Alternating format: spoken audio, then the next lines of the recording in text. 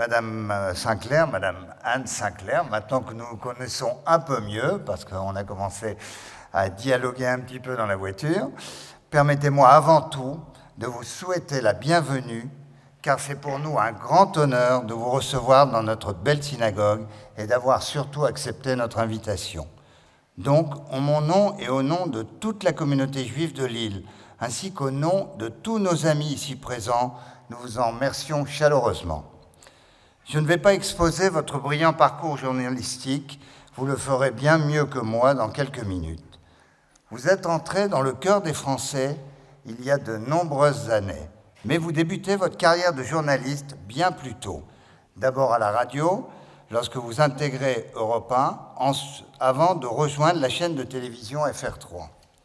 L'émission qui vous fera connaître du grand public, celle qui vous fera entrer dans le cœur des Français, c'est bien évidemment l'émission iconique de légende 7 sur 7, Politiquement Vôtre.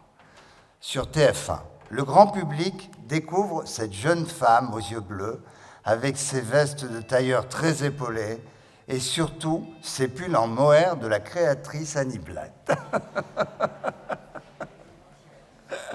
Pendant plus de 13 ans, vous avez reçu toutes les personnalités politiques qui faisaient l'actualité, de François Mitterrand à Mikhaïl Gorbatchev, sans oublier bien entendu Jacques Delors, mais également le survivant de la Shoah, Elie Wiesel, puis Simone Veil, en passant par le journaliste Jean-François Kahn ou encore des artistes tels que Patrick Bruel et bien d'autres. En tant que journaliste, vous êtes toujours considérée comme une médiatrice et non pas comme une justicière.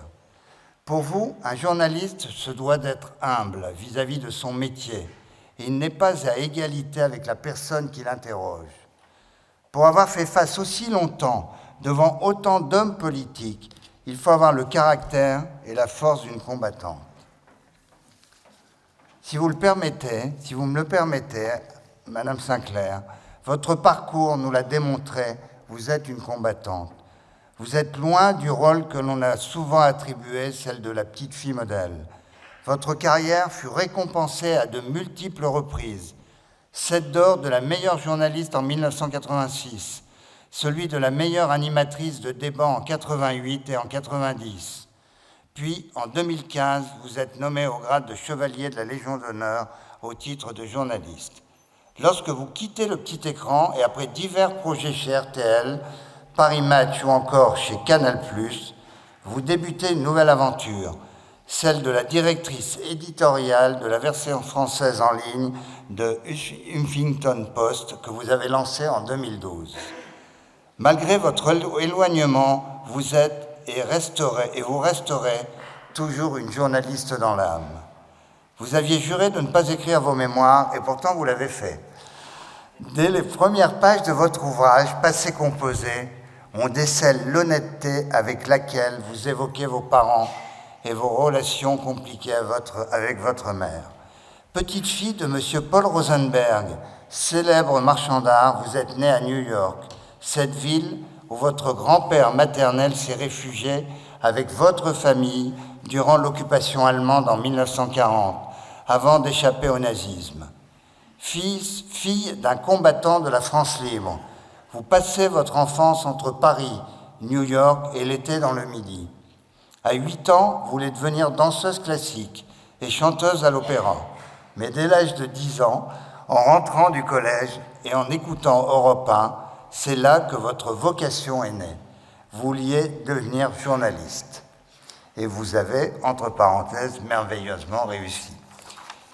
Vos racines juives font partie de votre identité et vous avez inculqué ces valeurs à vos enfants en vivant dans un judaïsme libéral, comme vous l'indiquez.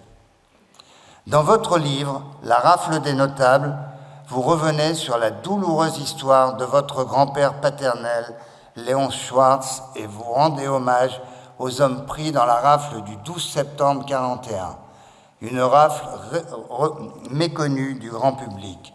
Rencontre fortuite aujourd'hui de circonstances. Dans 4 jours, ce drame a eu lieu il y a 81 ans.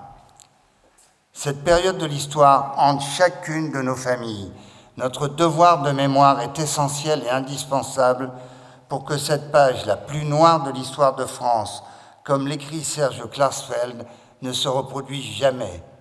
Le judaïsme est en constante évolution, comme vous avez pu le décrire. Il est tolérant et ouvert sur le monde. Vous résumez parfaitement bien le message que nous nous efforçons de transmettre.